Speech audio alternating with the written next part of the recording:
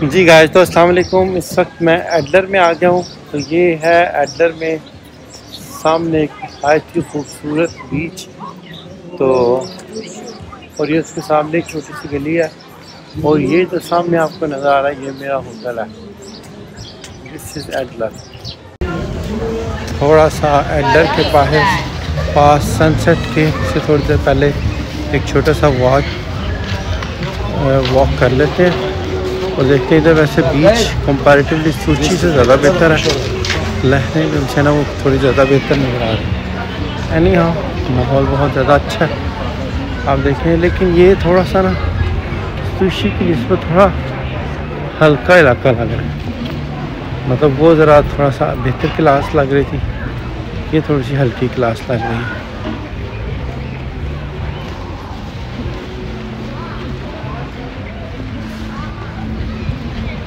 तो let's have a walk through.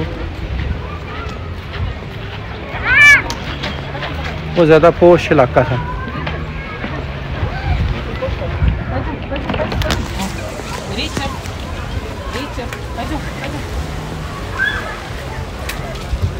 अच्छा माहौल है, लोग बहुत ज़्यादा एंजॉय कर रहे हैं, मज़ा आ रहा है।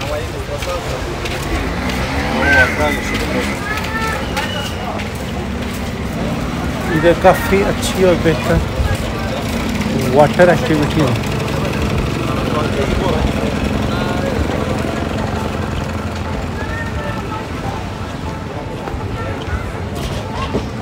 देखें आप, इट्स रियली नाइस।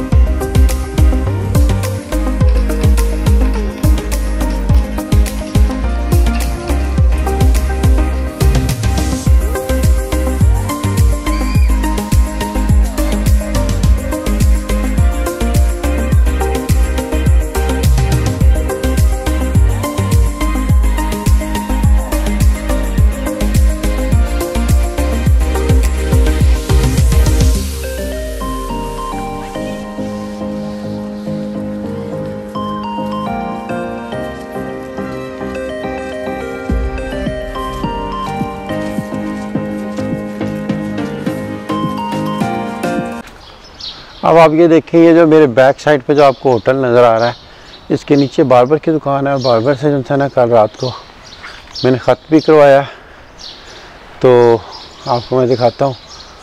ये सामने एक छोटी सी गली है, इस गली में मैं खड़ा हूँ, और दूसरा मेरे पीछे जो है ना ये सामने बीच है, और बीच और ये होटल के दरमियान में सिर्फ ये इतनी गली का फासला है। मैं आपको दिखाता हूँ अपना होटल।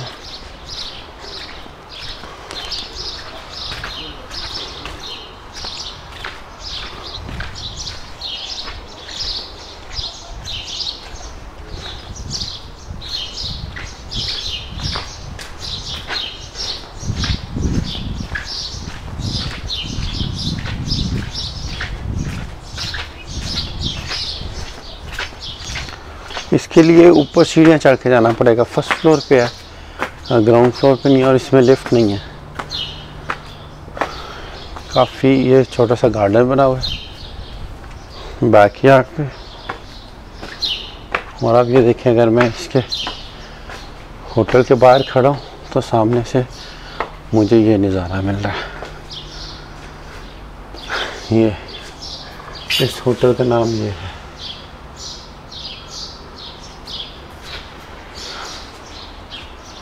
ये देखें आप, ये सामने बीच और ये होटल।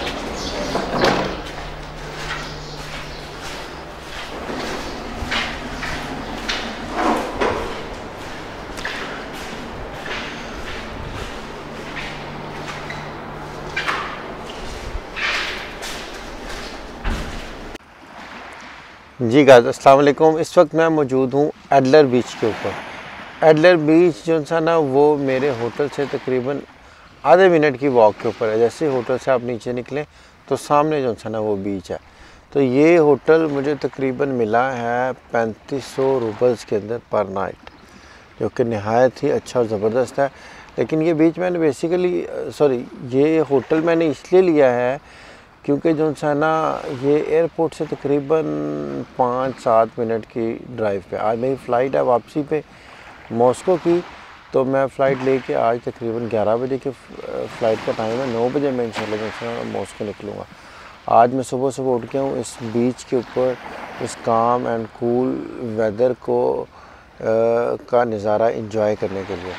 आप देखें अल्हम्दुलिल्लाह कितना कूल और ज़बरदस्त पीसफुल माहौल है। जब आप पूरी दुनिया की टेंशनों से दूर आप एक बीच के ऊपर जाकर बैठे हैं और आप देखते हैं कि मतलब how the life is peaceful and काम।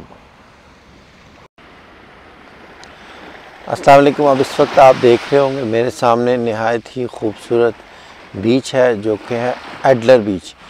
एडलर बीच जो सा है ये तकरीबन जो है एयरपोर्ट से 5 से 7-8 मिनट के ड्राइव पे है। दिन के टाइम पे जो सा ना इधर बहुत ज़्यादा रश होता है। बैक साइड पे जो सा ना वो आपको मेरा होटल नज़र आ रहा है।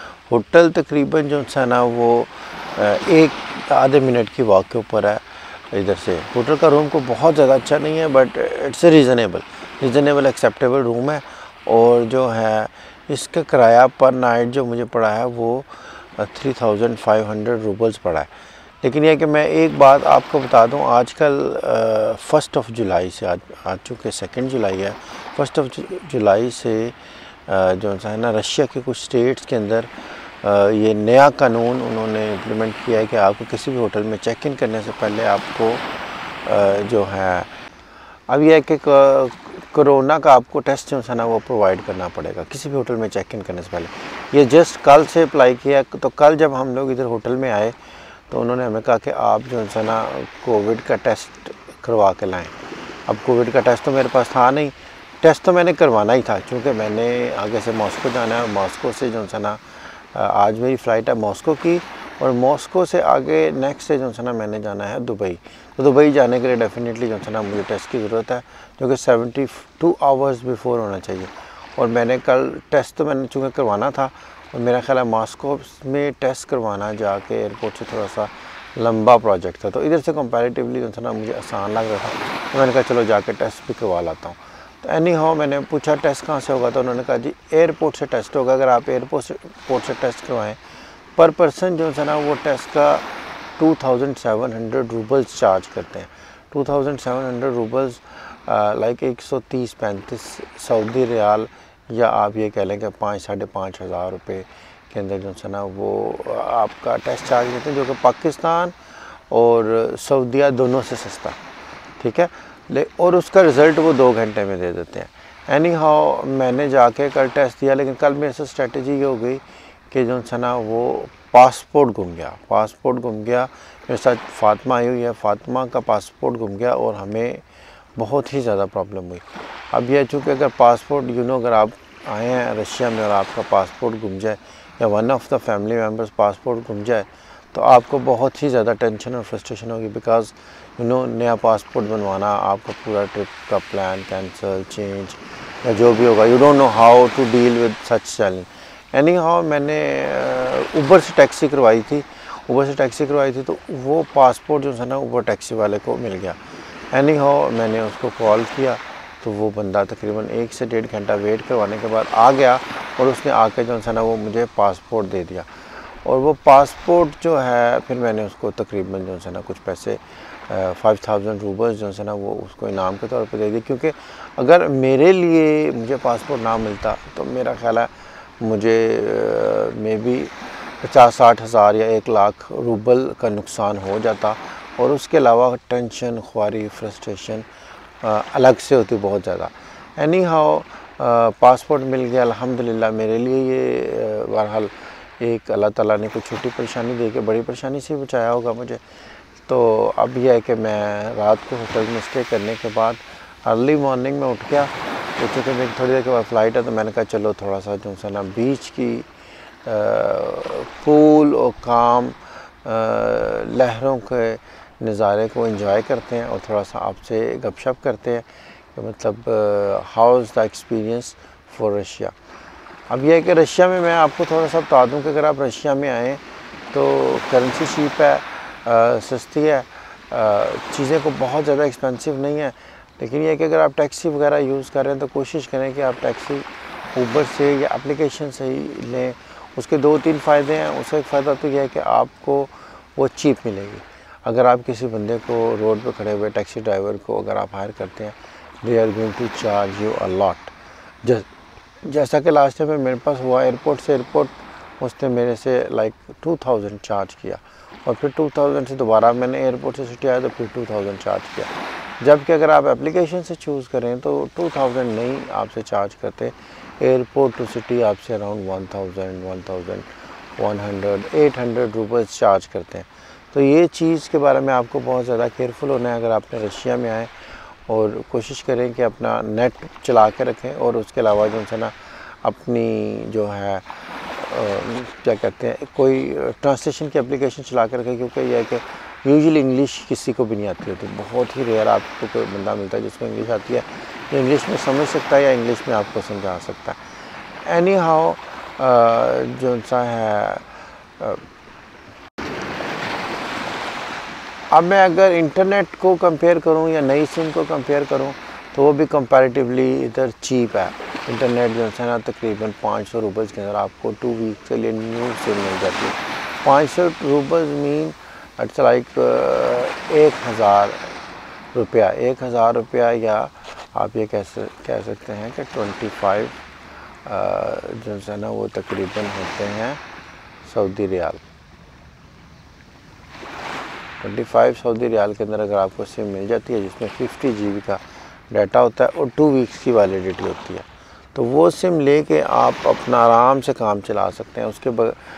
उसके बजाय अगर मैं रोमिंग यूज़ करता तो रोमिंग कंपैरेटिवली जो है ना काफ़ी महंगी पड़ती है।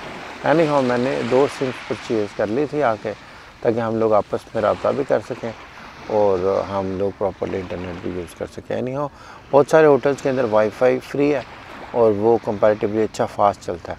इट्स नॉट लाइक अगर हम पाकिस्तान में या सऊदी अरेबिया में किसी होटल में जाते हैं तो वाईफाई जो है ना वो बहुत ही ज़्यादा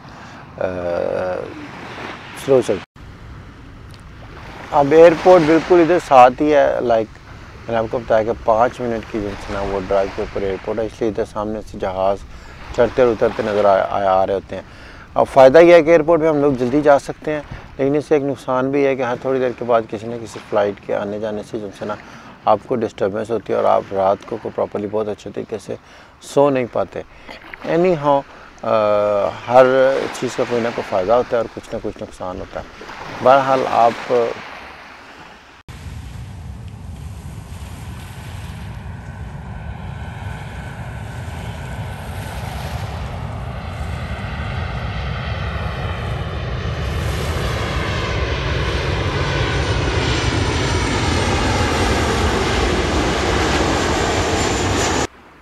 अब सोची जो सी है ना, और ये आप कह सकते हैं एडलर एक नहायत ही अच्छी खूबसूरत काम प्लेस है। इसके साथ एक पहाड़ी है रोसा खोतर, जिसकी मैंने सेपरेट वीडियो में आपको एक्सप्लेनेशन दी है।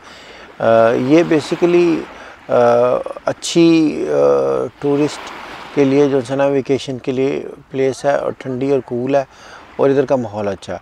अब यह है कि आप देखें मिखाइल गोर्बाचोव जो था वो भी तकरीबन अपने लास्ट अयाम में लास्ट जो है ना आप ये कह सकते हैं कि जब उसने छोड़ना था जब या उसको निकालना था या वो लास्ट पे अपनी वेकेशन मनाने के लिए जो है ना वो काफ़ी अरसे के लिए इधर ही आ गया था सोची में, और उसने इधर बहुत ज़्यादा जो है ना वो अपना टाइम स्पेंड किया था। अब चूँकि हमारा इधर पासपोर्ट गुम हो गया था, अगर आपको पासपोर्ट अगर आप रशिया में हैं और आपका पासपोर्ट गुम जाए तो आपके लिए बहुत ज़्यादा प्रॉब्लम है। अच्छा, अगर आप बताएं कि अगर आपका पासपोर्ट गुम जाए तो फिर क्या स्टेप्स होंगे, आपको क्या करना पड़ेगा कि पासपोर्ट अगर आपके पास नहीं है then how you need to travel back. तो डेफिनेटली जो है ना एम्बेसी से रब्ता करके आपको आउट पास बनवाना पड़ेगा। तो मेरा पहले ऐसा कोई एक्सपीरियंस नहीं है, बट अगर आपका कोई ऐसा एक्सपीरियंस है, आपके पास कोई ऐसी इन्फॉर्मेशन है तो आप प्लीज़ ज़रूर शेयर करें। Now it's time for morning beach walk. तो बीच के ऊपर जो है ना इस वक्त मैं वॉक कर रहा हूँ। तो सुबह का टाइम है, तकरीबन 5:30 बजे हैं। अर्ली मॉर्निंग मैंने कहा जाके, चूँकि होटल के सामने अब बीच है और आज मैंने चले जाना है तो मैंने कहा कि बीच के ऊपर वो एक छोटी सी वॉक कर लेते। वैसे भी सुबह उठना सेहत के लिए बहुत अच्छा है और जो है ना वॉक करना और वो भी बीच के ऊपर तो बहुत ही ज़्यादा अच्छा है। तो यू विल, अगर आपको ऐसा कोई मौका मिले तो आप जो है ना डेफिनेटली बहुत ज़्यादा जो है ना वो इन्जॉय करेंगे। अब ये है कि अगर थोड़ा सा दिन होता तो मैं स्विमिंग भी कर लेता, या इधर बहुत सारी जो है ना वाटर एक्टिविटीज़ भी हैं जो कि आप कर सकते हैं, लाइक वाटर बोट्स हैं और जेट स्की है। और अभी है कि लेकिन खुला कुछ नहीं हुआ। अगर इस वक्त कुछ स्टार्ट होता तो मेरा प्लान था कि मैं एटलीस्ट जो है ना वो एक जेट स्की ज़रूर करता, बट लेट्स सी कि अगर आधे या 1 घंटे के अंदर कोई जेट स्की वाला कोई आ जाता है और स्टार्ट करता है तो फिर हम उसके साथ जेट स्की वगैरह करके देखते हैं कि इधर जेट स्की कैसी है। अभी इस वक्त हम लोग ब्रेकफास्ट कर रहे हैं। तो ब्रेकफास्ट में जो है ना वो होटल के साथ रेस्टोरेंट है, उसके अंदर जो है ना कुछ माहौल इस तरीके से है।